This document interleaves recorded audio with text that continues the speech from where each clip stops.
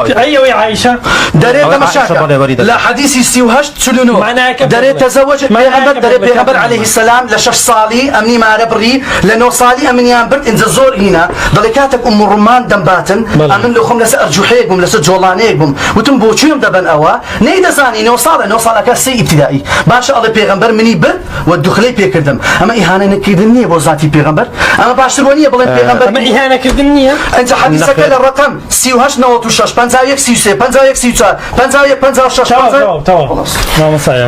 مثلا عائشة وأما قربيتو بالروانجي أو رو السيري 1400 سال بيج استابكين بله بيجومان الروانجي أمرو تشي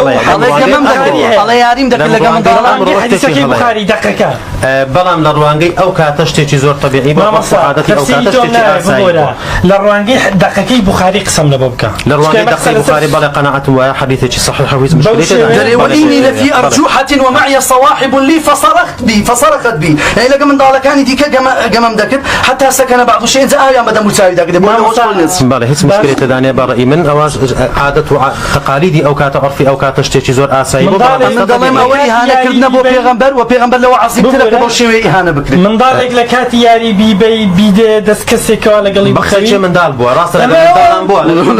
رنقدانية بجنو بالله بو شيء نو صار 9 سنين ما وصل 9 سنين غاسي ابتدائي